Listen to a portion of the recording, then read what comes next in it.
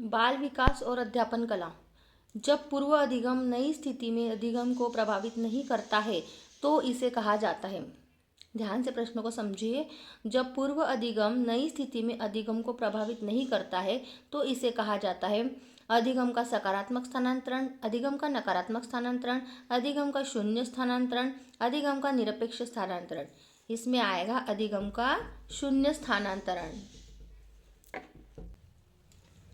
एक शिक्षक के रूप में आप यह क्यों आवश्यक मानते हैं कि अध्यापक को अपने छात्रों को प्यार करना चाहिए, जिससे छात्र उसे प्यार कर सके, जिससे विद्यालय में शांति रहे, जिससे अध्यापक एवं छात्र में मधुर संबंध बने रहे, इससे अध्यापक एवं छात्र लड़ेंगे नहीं। तो इसमें जिससे अध्यापक एवं छात्रों में मधुर संबंध बने रहे, यह आंसर सही है।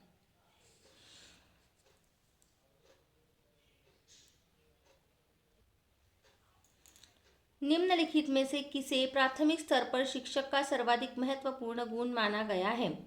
निम्नलिखित में से किसे प्राथमिक स्तर पर शिक्षक का सर्वाधिक महत्वपूर्ण गुण माना जाना चाहिए? पढ़ाने की इच्छा, धैर्य और दृढ़ता, दंडित करने की हानि रहित विधियों का ज्ञान, अत्यधिक मानकीकृत भाषा में पढ़ाने की दक्षता।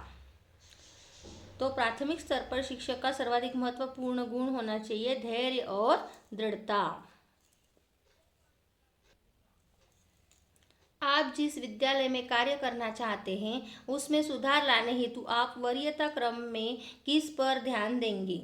विद्यालय का वातावरण सुधारेंगे, विद्यालय भवन को सुसज्जित करेंगे, अध्यापकों के पढ़ाने पर ध्यान देंगे, छात्रों के व्यवहार का उचित दिशा देंगे। इसमें से आपको क्या लगता है? अध्यापकों के पढ़ाने पर ध्यान देंगे।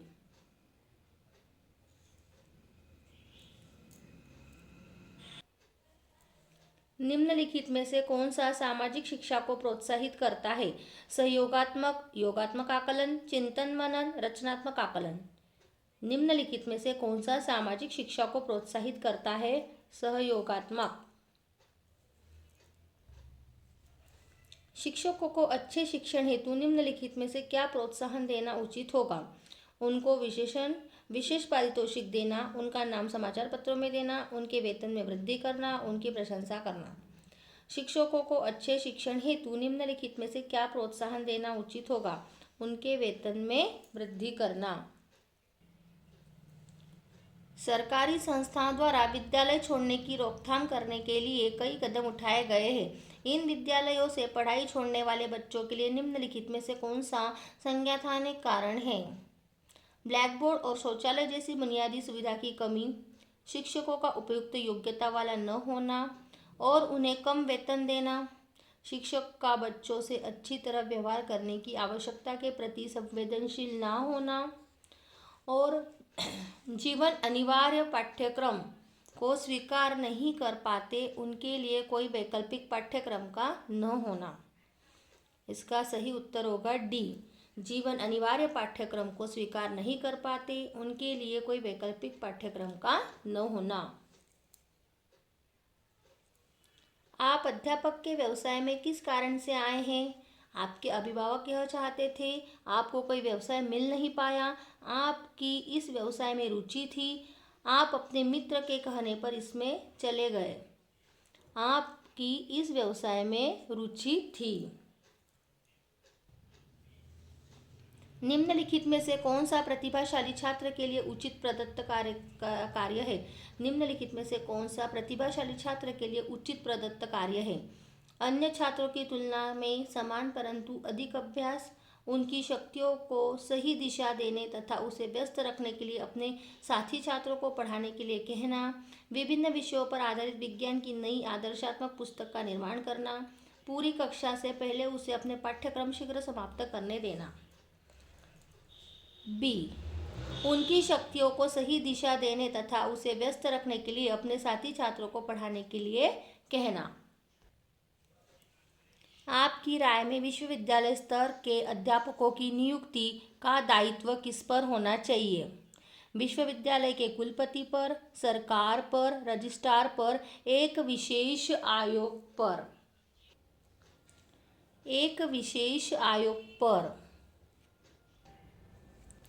समावेशी कक्षा वह है जहां जब तक प्रत्येक शिक्षार्थी न्यूनतम ग्रेड नहीं प्राप्त कर लेता है तब तक आकलन दोहराया जाता है। छात्रों का बोझ को कम करने के लिए शिक्षक केवल निर्धारित पुस्तकों से पढ़ाते हैं।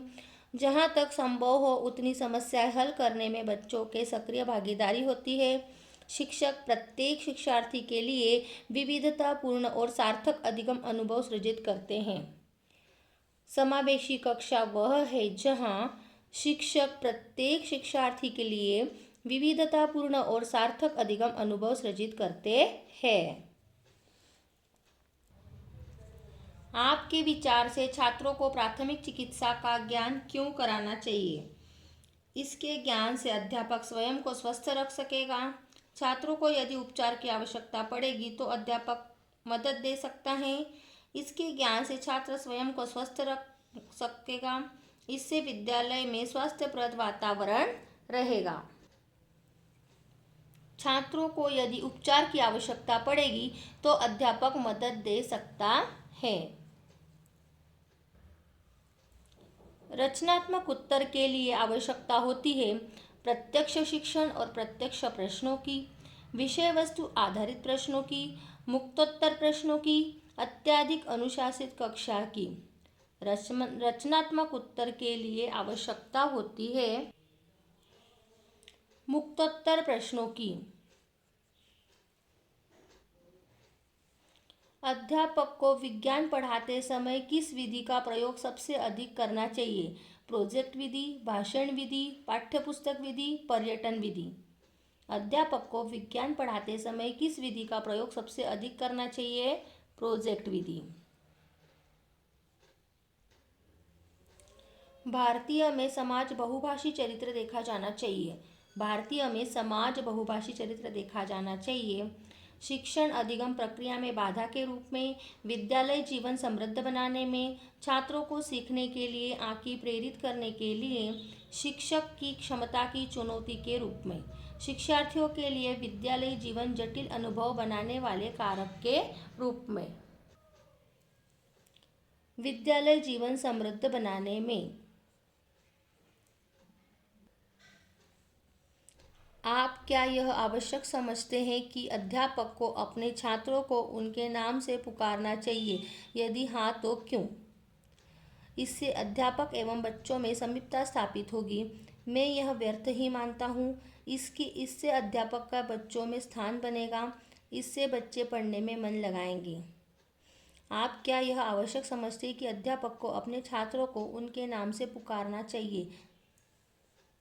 इससे अध्यापक एवं बच्चों में समीपता स्थापित होगी। अपनी व्यक्तिगत पहचान बनाने के लिए बच्चों को निम्नलिखित में से स्वयं को क्या समझना चाहिए? अपनी व्यक्तिगत पहचान बनाने के लिए बच्चों को निम्नलिखित में से स्वयं को क्या समझना चाहिए? बच्चे, मशीन, मनुष्य, परिपक्व व्यक्ति। मनुष्य।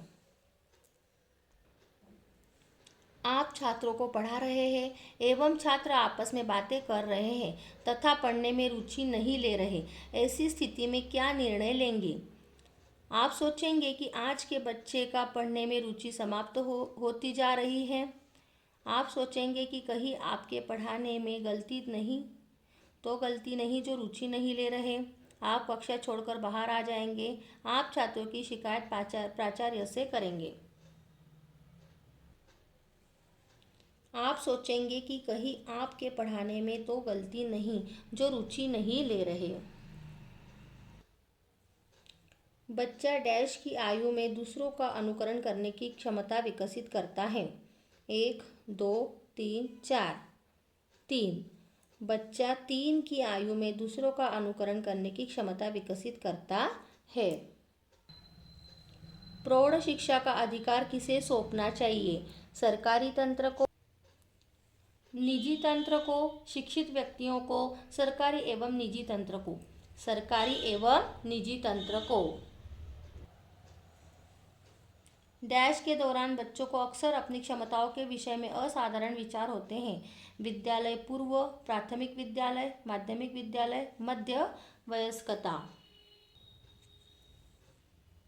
विद्यालय पूर्व। छात्रों को उनके अनुचित व्यवहार के लिए कैसे रोका जाना चाहिए? उन्हें दंड देकर, उन्हें समझाकर, उन्हें विद्यालय से निष्कासित करवाकर, उन्हें अपमानित करके।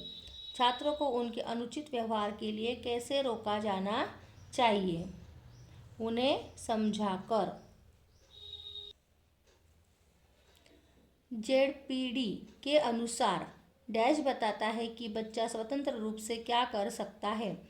विकास का वर्तमान स्तर, विकास का संभावित स्तर, क्षमता का स्तर, संज्ञानात्मक विकास।